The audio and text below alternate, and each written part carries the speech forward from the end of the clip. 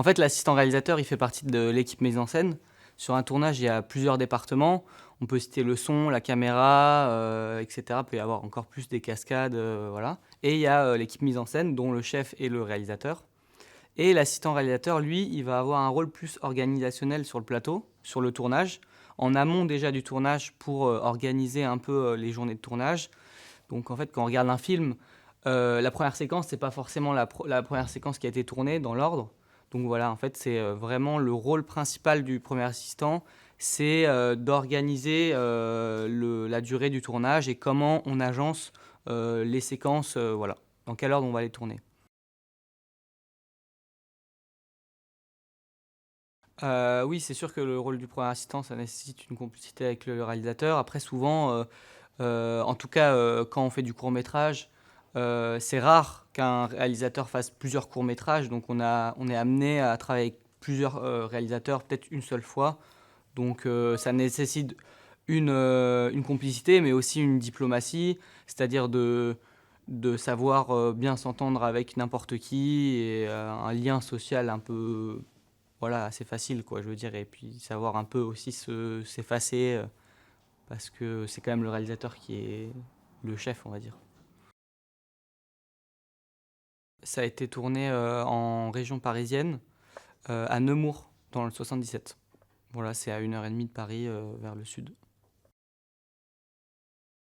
Alors, initialement, Maxime, il avait en tête plusieurs autres cités plus proches de Paris.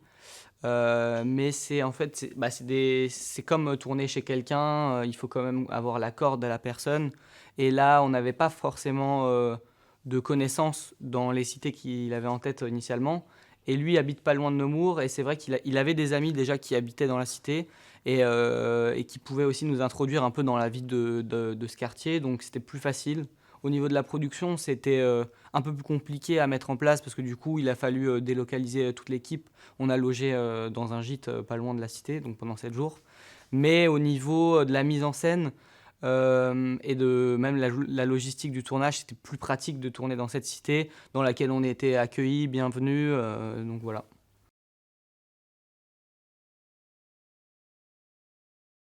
Alors, il y a pas mal de figurants de la cité, oui, qui apparaissent dans le film, notamment dans la séquence de la soirée.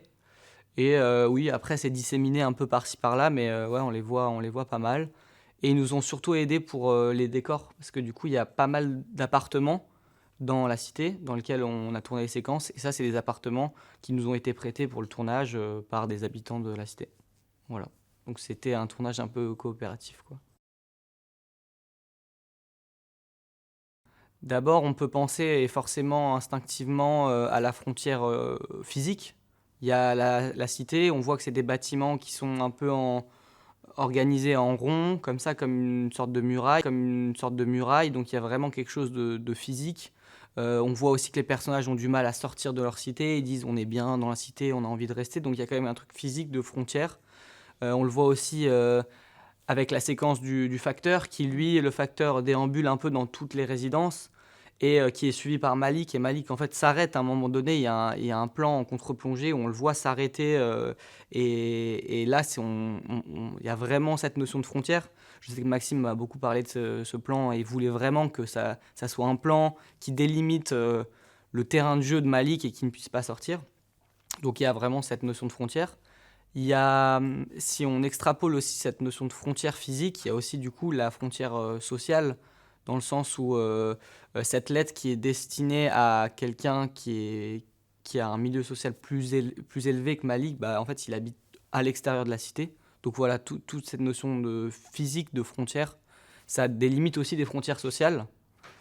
Il y a aussi, en extrapolation de la frontière sociale, il y a aussi la frontière de la langue. On voit que la lettre qu'il récupère, elle est en anglais, et que lui, il essaye de la décrypter un peu comme il peut, mais on comprend très vite qu'en fait, il comprend pas très bien l'anglais. Et c'est vrai que voilà, je me mets alors à la place des lycéens, et je me dis que c'est une chance inouïe d'avoir comme ça des projections pendant une semaine. Donc c'est vraiment quelque chose qui me touche et qui me parle. D'autant plus que je travaille dans le cinéma et c'est une passion aussi pour moi. Donc c'est vraiment quelque chose, je trouve, qui est une grande chance, en tout cas, d'avoir ça ici. Et voilà, et de pouvoir être intervenant ici dans ce festival, ouais, ça me parle d'autant plus.